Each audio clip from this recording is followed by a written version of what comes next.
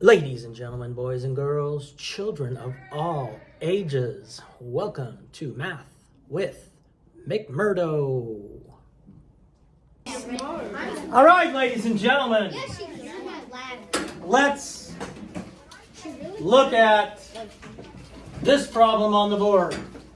This is actually part 3 of a story. In my first class, we did part 1 of this story. In my second class, we did part 2 of this story. So now we're doing part 3 of this story. There are 5 parts. So maybe someday I'll give you the entire story. This obviously has no numbers in it, obviously. And so when I call on you, much like we've done in the past, you are going to tell me how to solve the problem. So the first step we're going to have is, Mr. McMurdo, you're going to multiply the number of helium balloons times the number of boogers eaten in an hour, and then divide that by the number of toenails that you threw at your mom. I mean, something like that. But notice I didn't say any numbers.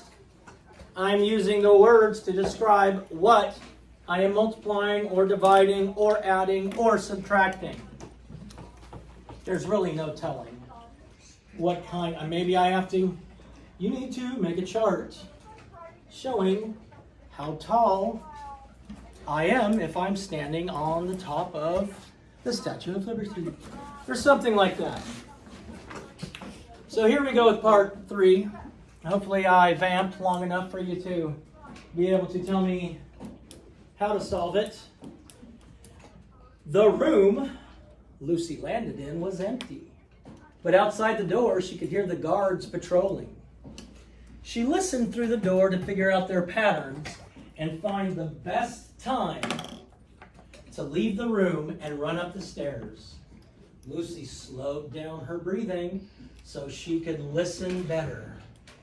Now she was only breathing some amount of times per minute. If she stayed, how many times would she breathe in some number of minutes? Now, we use the words to help us write equations. So using words and words only, how do you feel I would solve this problem? Yes, sir. You would multiply how much time she's breathing per minute, and then we're going to multiply how much time she breathes per minute, and then how much time she breathes in number of minutes. Okay, so we're going to multiply number of breaths per minute times the number of minutes. And I'm going to say that's going to equal B for breaths. Now I put these both in parentheses right beside each other, because if you have two things in parentheses right beside each other, you're going to multiply whatever's in the parentheses that are right beside each other. So now I'm about to go back and put in the numbers that go in this problem. So she was only breathing 11 times per minute, and we want to know how much she would breathe, or how many breaths in 507 minutes. That's almost an hour. It's not even Oh, it's more than an hour? Okay. That's a long time then, huh? So it is more than an hour, good. How many minutes in an hour? 60. 60. Good. Good. It's over like 2 hours. So now we have our equation written here. So we have B, breaths equals, number of breaths per minute is 11, times the number of minutes, 507.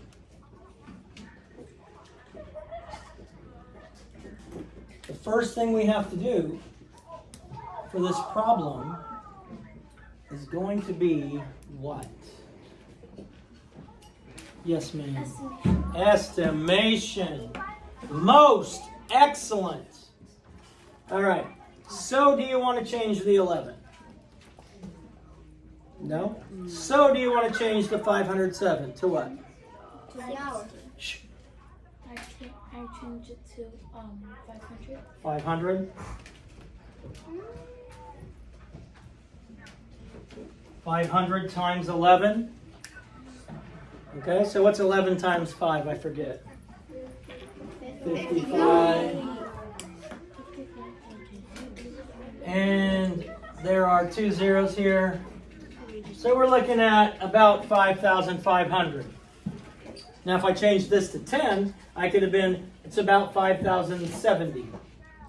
So either way, we're getting about the same thing. About the same thing. Now, there are many different ways we can multiply. So let's look first at, I don't know what some are calling the box method. Oh, the box method. And what we do in the box method is we take each of the factors, these are factors, factors are what's being multiplied, and we kind of put them in expanded form.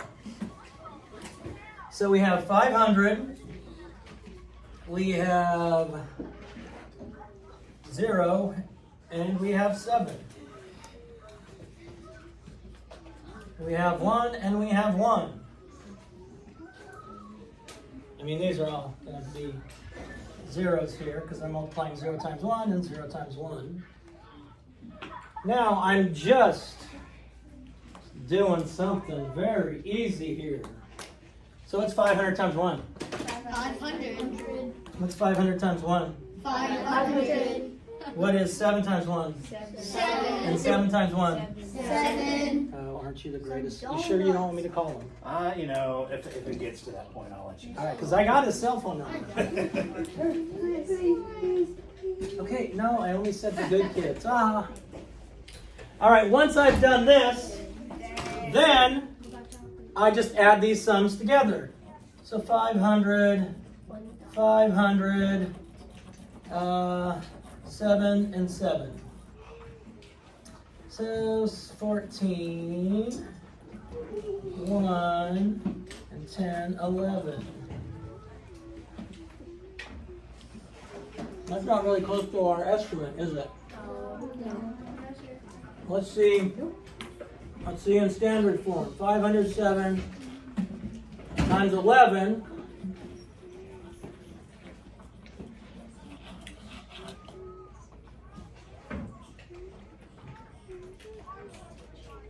So is this close to our estimate? Yes. So what did we do here wrong? We added. What did we do here We wrong? just wait. We just multiplied by 1 instead of 10 and 1. So this should be 10 and 1 because it's 11. So the same thing, if we break it apart over here, we're multiplying 507 times, this is 507 times 1, right here. 507 times 1. This is 507 times 10. And those are 11. So we got 3 different ways. And since we messed up here, let's fix it. This is 5,000, that's 500. This is 70, and that's 7. Is that right now? Yes. Okay.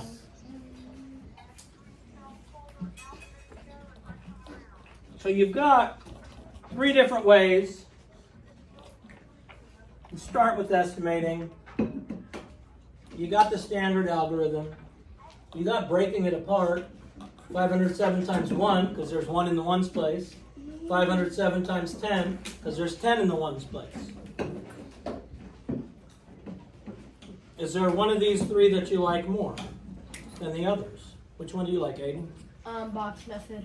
You like this one more? What do you like? Standard algorithm. Standard algorithm? Yes, sir. I like Donald's. Cool. You want to bite? Yeah. Okay. Yes, ma'am. Take it. You like the box method too?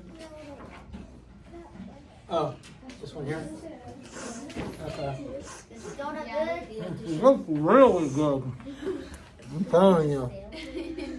Boom! Shakalaka, peace out. God bless. Love you. Do something kind today. Save the bees. Like, share, and subscribe.